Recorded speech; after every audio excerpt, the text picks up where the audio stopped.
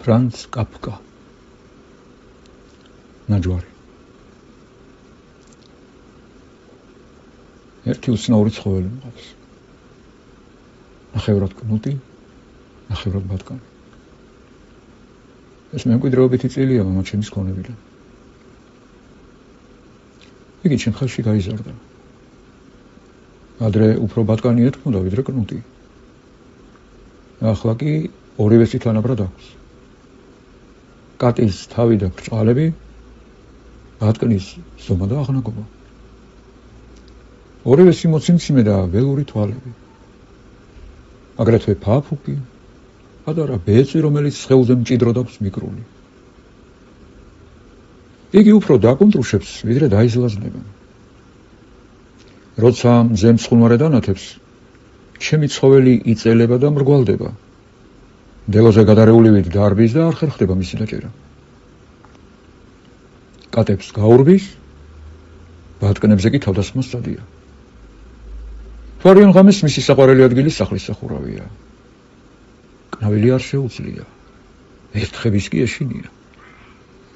საკათმის გვერდით საათობით შეუძლია ჩასაფრება, თუმცა ნადავლის ხელში ჩაგდების ხელსაყრელი შემთხვევით არასოდეს უსარგებლია.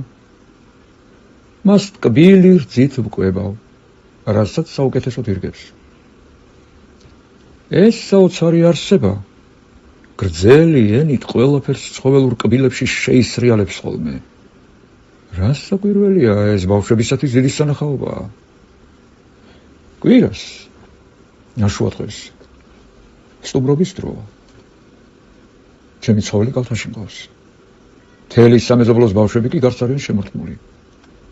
ამ დროს მისვამენ ისინი უცნაურ შეკითხვებს, რაზეც პასუხის გაცემა არ შემიძლია. ბავშვებს აინტერესებთ, რატომ არის ეს ცხოველი სწორედ ასეთი, ან არსებობდა თუ არა ოდესმე მისი მსგავსი? რა მოხდება მისი სიკვდილის შემდეგ? გრძნობს თუ არა თავს მარტოსულად? რატომ არ ყავს შვილები და ასე შემდეგ? მათზე პასუხი არ მაქვს და განმარტებებითაც ვერ დავაკმაყოფილებ მასზე მეც, რაც მყავს და რასაც ხედავენ. ხანდახან ბავშვებს კატებიც მოყავთ თან. ერთხელ ორი ბატკანიც მოიყვანეს და მიუხედავად მათი მოლოდინისა, გაცნობის სცენის გარეშე ცხოველები ერთმანეთს მშვიდი თვალებით უცქერდნენ. ბავშვები კი მათ არსებობას აშკარად ღვთიურობის თანაზიარ ფაქტად თვლიდნენ. ჩემ კალთაში მას არც შიში იპყრობს და არც არავის დევნის სურვილი.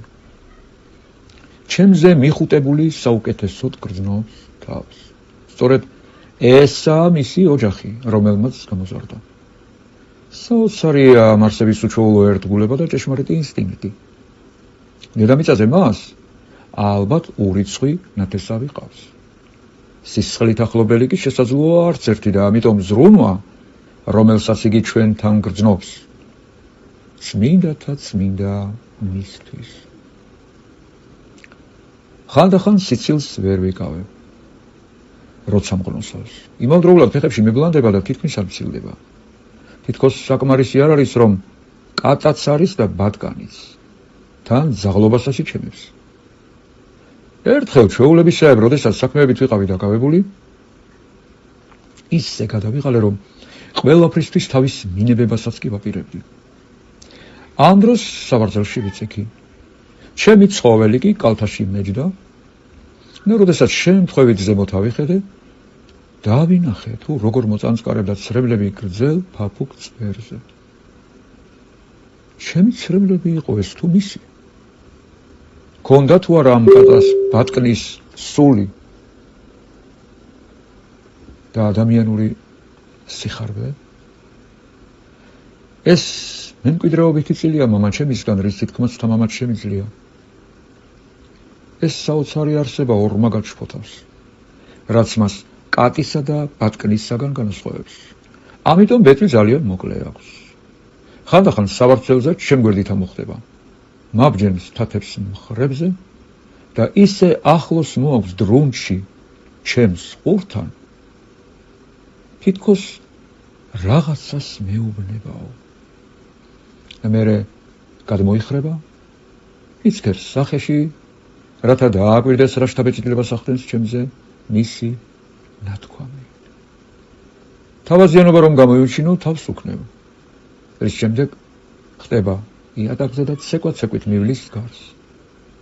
ალბათ ამ ცხოველისთვის ყასაბის დანახსნა იქნებოდა, რაც ჩემი საქმე უნდა ყოფილიყო, როგორც მემკვიდრეობის ამ ნაწილზე უარის თქმა, მაგრამ მან უნდა დაიცადოს, სანამ თავისთავად არ მოხდება სული, რადგან გონიერი ადამიანის მზერა, რომლითაც იგი ხანდახან მიცქერს, თანაბრძნობის გამომხატველ საქციელს მოითხოვს ჩემგან. რჩეული მოთხრობები. თარგმნელი თელიაშვილი ლელა.